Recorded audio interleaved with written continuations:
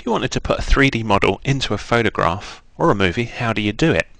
The technique's called camera mapping, and here I'm going to show you how it works inside Cinema 4D. So I'm in Cinema 4D here, and I've got a plane model that I've made, and what I want to do is add that to a photograph.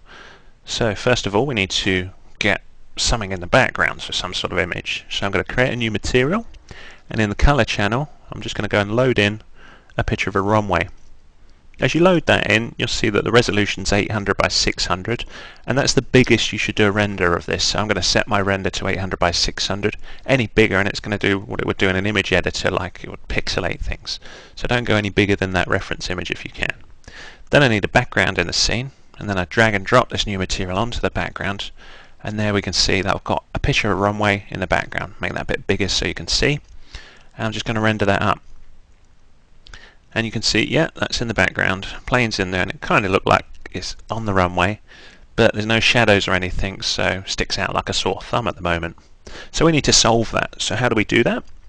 First thing I'm going to have a look at is that we've got sunlight in the scene here, and I've got shadow maps on. So what I want to see is the plane cast a shadow onto the runway, but how can I cast a shadow onto a photograph? The trick is to put in a 3D object that can have shadows cast onto it. So in this case I'm going to create a polygon, make it nice and big, so that's just like a flat plane, and then I'm lowering it down to where the wheels would be, so i.e. where the floor would be in theory. And then here's the special trick. I control click on this material here and drag and drop it onto the polygon, and what that does is gives the same type of camera mapping to the texture that I've just applied onto the floor that I've made. Now if I render up, look what happens. Render away. Here's the plane, and it's a bit hard to see on this YouTube. It's not quite right yet, but you can see now we're getting shadows cast, but there is a very faint line. I'll just highlight that there so you can see it a bit better.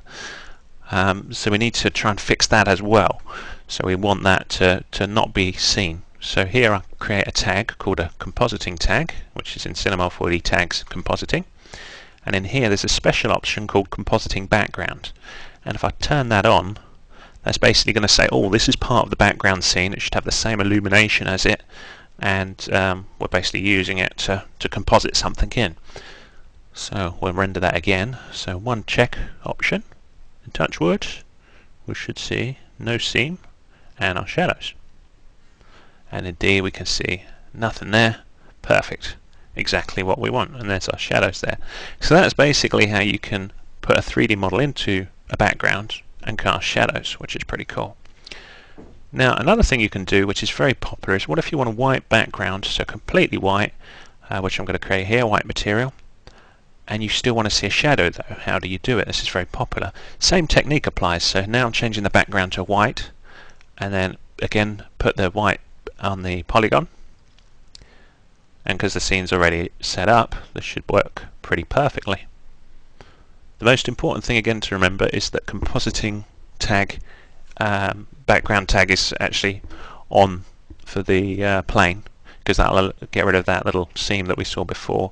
And just to recap on that, I'm just going to turn that off now so you can see the difference.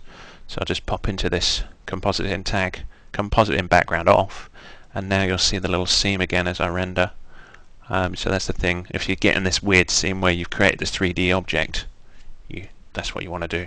Just make sure that is on. So that's what the compositing background check box is all about, and you can see that there on our plane there. It might not be so clear on this YouTube, but basically that's how you do it. So same principle applies if you wanted to do it with a movie. You can load an entire movie in and do the same sort of thing. It's a good technique.